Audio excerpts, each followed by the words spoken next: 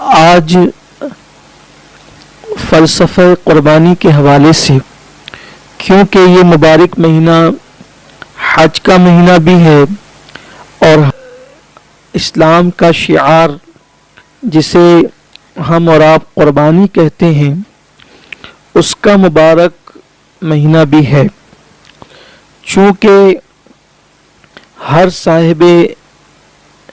نصاب پر احناف کے نزدیک قربانی واجب ہے۔ تو یہ قربانی کیا ہے؟ اور چونکہ حضور اکرم صلی اللہ علیہ وآلہ وسلم سے صحابہ کرام رضوان اللہ تعالی علیہم اجمعین نے پوچھا تھا کہ یا رسول اللہ صلی اللہ علیہ وآلہ وسلم یہ قربانی کیا ہے؟ تو آقا کریم رؤوف الرحیم صلی اللہ علیہ وآلہ وسلم نے فرمایا کہ یہ تمہارے باپ حضرت ابراہیم علیہ السلام کی سنت ہے۔ تو یہ سنت ابراہیمی کیوں ہے؟ اس کا فلسفہ کیا ہے؟ آج ہم اس پر کچھ گفتگو کرنے کی سعادت حاصل کریں گے۔ یہ بات اچھی طرح یاد رکھنے کی ہے کہ ہم اللہ کے بندے ہیں، اور بندے کے لیے سب سے بڑی چیز، حتیٰ کہ جنت سے بھی بڑی چیز، اپنے اللہ کی رضا ہے، اپنے اللہ کو راضی کرنا ہے، اللہ تبارک و تعالیٰ کی رضا حاصل کرنا، ایسے کام کرنا جس سے اللہ خوش ہو، راضی ہو۔ یہ بندے کے لیے جنت سے بھی بڑی اور قیمتی نعمت ہے۔ اگر یہ بات سمجھ میں نہیں آتی تو ہم اس کو یوں سمجھ سکتے ہیں کہ سیدنا مولائے کائنات سید السادات سرکار علی کرم اللہ تعالی وجہ الکریم نے ایک مرتبہ فرمایا کہ اگر مجھے اللہ میرا یہ اختیار دے کہ میں جنت میں جاؤں یا 2 رکعت نماز پڑھوں، تو میں 2 رکعت نماز کو جنت پر ترجیح دوں گا، یعنی فوقیت دوں گا 2 رکعت نماز کو جنت پر۔ اور جو جواب آپ نے دیا تھا اس سے اظہار بندگی اور بندگی کا انداز اور فکر بندگی پتہ چلتا ہے۔ سرکار مولائے کائنات نے جب یہ کہا کہ اگر میرا اللہ مجھے اختیار دے کہ میں 2 رکعت نماز پڑھوں یا جنت میں جاؤں، تو میں جنت پر 2 رکعت نماز کو فوقیت دوں گا۔ وجہ کتنی خوبصورت بیان فرمایا وجہ یہ ہے کہ جنت میں میری خوشی ہے اور نماز میں میرے اللہ کی خوشی ہے، تو میں اپنی خوشی پر اپنے اللہ کی خوشی کو، اس کی رضا کو ترجیح دوں گا۔ تو ایک بندے کے لیے سب سے بہتر چیز اور سب سے خوبصورت چیز یہ ہے کہ بندہ اپنے اللہ کی رضا میں راضی رہے اور ایسے کام کرے، ہر وہ کام کر کے وہ گزر جائے، اور ہر وہ کام کرے کہ جس سے اللہ راضی ہو، اور بلکہ جو بھی کام کرے یہ کہ جو بھی کام کرے وہ اللہ کو راضی کرنے کے لیے کرے۔ اور اصل میں عبادت وہی ہے جس سے اللہ راضی ہو۔ جو کام اللہ کو راضی کرنے کے لیے نہ کیا جائے اس کا عبادت سے دور دور تک کا کوئی تعلق نہیں ہے۔ حتیٰ کہ معاذ اللہ اگر کوئی بندہ نماز بھی اللہ کی رضا کے علاوہ کسی اور نیت سے پڑھے تو وہ اس کی عادت ہو سکتی ہے، وہ اس کی تجارت ہو سکتی ہے، وہ اس کی ریاکاری ہو سکتی ہے، لیکن عبادت نہیں ہو سکتی۔ عبادت وہی ہے جو اللہ کے لیے کی جائے، اور یہی فلسفہ ہمارے بزرگوں نے ہمیں سکھایا۔ آپ صحابہ کرام کی زندگی کو اٹھا کر دیکھیں، اہل بیت اطہار کی زندگی کو اٹھا کر دیکھیں، انبیاء کرام کی زندگی کو اٹھا کر دیکھیں، ہر ایک کی زندگی میں ہمیں یہی بات نظر آئے گی، اللہ کی رضا، آزمائش اللہ کی رضا۔ جب پورا بہار گھوم لیں گے، ہزاروں اچھے لوگوں کو ڈھونڈ کر نکالیں گے، اور سب لوگ خوشی اللہ کی رضا، غم کے ایام اللہ کی رضا، تکلیف اللہ کی رضا، راحت اللہ کی، ہر چیز میں وہ اللہ کی رضا تلاش کرتے تھے کہ اللہ کس میں راضی ہے۔ اور یاد رکھیں جسے خدا کی رضا مل گئی اسے سب سے بڑی نعمت مل گئی، حتیٰ کہ جنت سے بھی بڑی نعمت مل گئی۔ گویا کہ اس بندے کو بندگی کی سند مل جاتی ہے جب وہ اللہ کو راضی کر لیتا ہے۔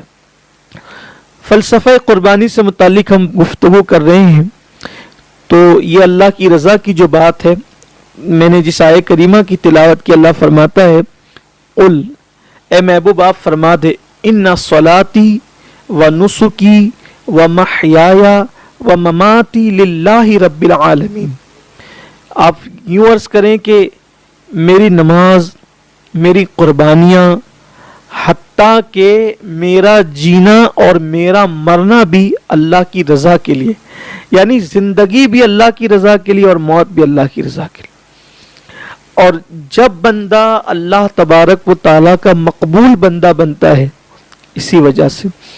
کہ وہ اللہ کو راضی کر لیتا ہے، اور اللہ کو راضی کرنے والے بندوں کے متعلق حجت الاسلام امام غزالی رحمۃ اللہ علیہ فرماتے ہیں کہ مومن اور منافق کا فرق، مومن اور منافق کا فرق اس وقت ہوتا ہے جب اللہ کسی کو آزمائش میں اور مصیبت میں گرفتار کرتا ہے۔ اللہ جب آزماتا ہے اور بندہ اللہ کی آزمائش میں پورا اترتا ہے تو وہ مومن، اور منافق جو ہوتا ہے وہ گھبراتا ہے، اور صرف گھبراتا ہی نہیں ہے بلکہ منافق کی صفت یہ ہے وہ اللہ کی شکایت کرتا ہے، اللہ سے دور بھاگتا ہے، اللہ تبارک و تعالیٰ کو معاذ اللہ برا کہتا ہے، اور وہ جو ہے استقامت کا مظاہرہ نہیں کرتا۔ کنیز نے کہا کہ یہ حلوہ تو میری لیلا نے بنایا ہے، میری مالکہ نے، اور اس کو دینا ہے صرف مجنو کو، مجنو کی در ہے۔ اور سب پکارنے لگے کہ انل مجنو، انل مجنو، کہ میں مجنو ہوں، میں مجنو ہوں، اور سب مجنو ہونے کا دعویٰ کرنے لگے۔ تو وہ لیلا کی کنیز تھی، وہ واپس اندر آئی، اور اندر آنے کے بعد اس نے کہی ارے لیلا، تو نے تو کہا تھا کہ تیرا ایک ہی مجنو ہے، وہ باہر کھڑا ہے اور اس کو یہ حلوہ دینا ہے، لیکن وہاں تو بہت سارے مجنو کھڑے ہیں۔ لیلا نے کہا مجنو کون ہے اس کا ابھی اندازہ ہوگا، یہ حلوے کا تھال رکھو اور ایک خالی تشت لو اور اس میں ایک چھری لو، اور یہ لے جا کر کے پھر باہر کہنا کہ لیلا نے مجنو کے جسم کے گوشت کا حصہ مانگا ہے۔ پھر دیکھو امتحان ہو جائے گا کہ مجنو کون ہے۔ لیلا کی کنیز نے حلوے کا تھال رکھا، تشت لیا، چھری لی، اور لے کر کے جب وہ باہر گئی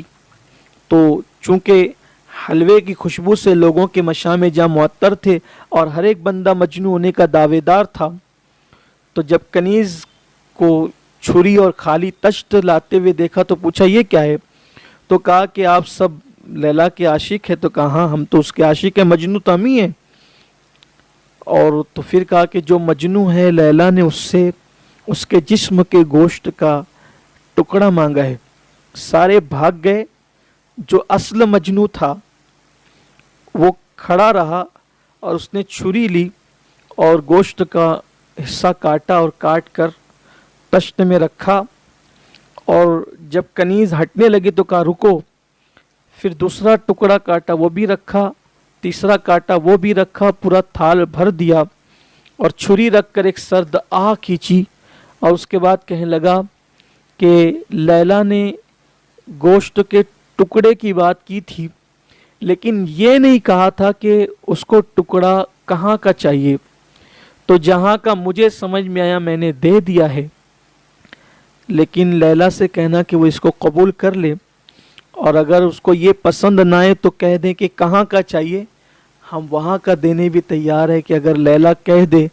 کہ دل کاٹ کے تشت میں رکھ دو تو ہم اس کے لیے بھی راضی ہے، لیکن یہ سب کچھ دے کر ہم احسان نہیں جتاتے، بلکہ صرف اتنا کہتے ہیں کہ لیلا سب لے لے